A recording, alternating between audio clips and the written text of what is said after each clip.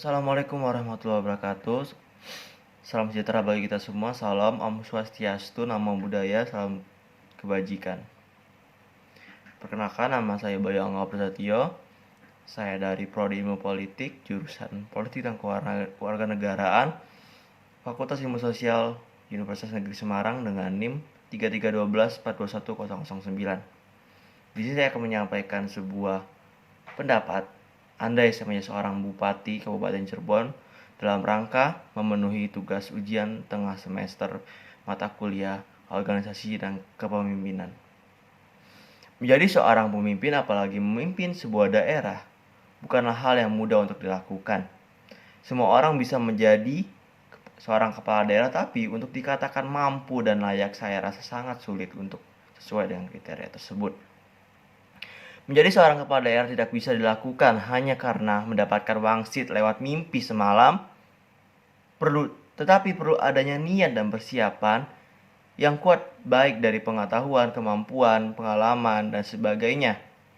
Hal ini dikarenakan kita tak hanya memimpin satu atau dua orang saja, melainkan ribuan hingga ratusan ribuan atau hingga jutaan jiwa di bawah kepemimpinan kita.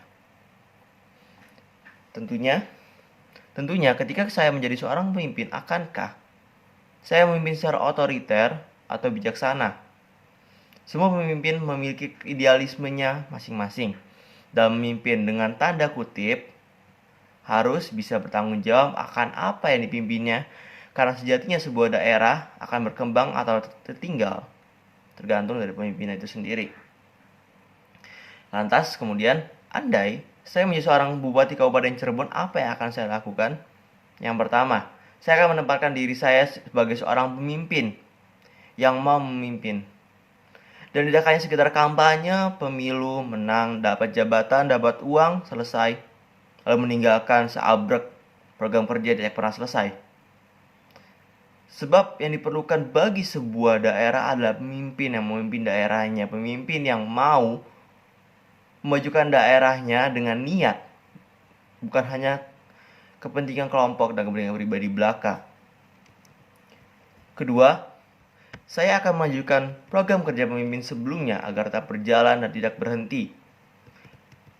Hanya karena pergantian kekuasaan, sebab akan menjadi sia-sia nantinya, akan menjadi banyak kerugian nantinya, akan membuang-buang anggaran daerah nantinya ketika program kerja tersebut mandek, berhenti hanya karena pergantian kekuasaan belaka. Maka dari itu, di samping itu saya tetap akan melakukan revisi, akan melakukan perbaikan-perbaikan lebih lanjut dengan mengikuti saran-saran dari para bawahan saya, para rakyat, dan saran melalui rakyat-rakyat agar bisa menjadi lebih baik program kerja tersebut. Ketiga, menjadi seorang bupati yang peka akan keluhan rakyat yang ada. Kalau rakyat yang ada, peka akan pendapat rakyat, tidak represif akan kritik-kritik yang dilontarkan rakyat, karena sejatinya kritik-kritik yang dilontarkan rakyat bukan merupakan penghinaan bagi pemimpin daerah, akan tetapi itu merupakan kritik akan kinerja kami. Kemudian dari kritik tersebut akan menjadi motivasi, akan menjadi evaluasi bagi pemerintahan, bagi kami sendiri atau bagi saya untuk bisa merubah, untuk bisa menjalankan lebih baik pemerintahan tersebut. Keempat, bersama seluruh komponen masyarakat menyatukan tujuan dan dengan bersama-sama membangun daerah menjadi lebih baik dan maju dalam periode saya. Karena sejatinya seorang pemimpin tidak akan berhasil menjalankan segala program kerjanya tanpa ada bantuan dari orang-orang di sekitarnya. Sama saja halnya seperti daerah, di mana sebuah daerah akan maju hanya karena didorong oleh pemimpinnya saja, akan tetapi semua aspek masyarakat, semua elemen masyarakat harus bisa bekerja sama membangun kesejahteraan rakyat. Sebagai contoh, ketika seorang pemimpin sudah menjalankan program kerja dengan baik, sudah membangun infrastruktur dengan baik, kemudian masyarakatnya tidak menjaganya, kemudian masyarakatnya tak acuh terhadap program kerja tersebut, maka sebaik-baiknya infrastruktur yang dibangun pemerintah akan sia-sia ketika masyarakat yang menghargainya, seperti itu.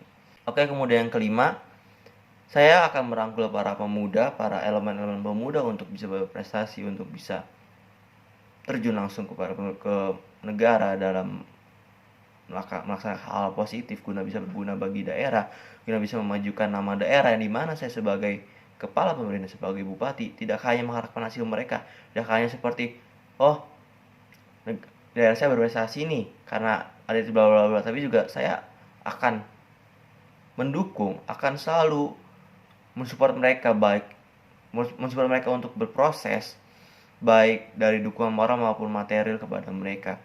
Karena sejatinya para pemuda ini merupakan ujung tombak bagi sebuah daerah yang kemudian di mana ujung tombak tersebut tidak diasah dan hanya menikmati masa remaja mereka dengan sia-sia, maka ujung tombak tersebut tidak akan tajam.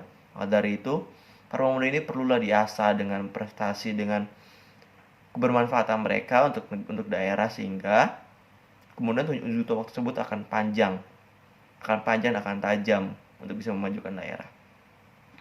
Kemudian terakhir, saya akan menjalankan dan menuntaskan program kerja saya sebaik mungkin dengan memanfaatkan masa jabatan saya dengan sebaik-baiknya.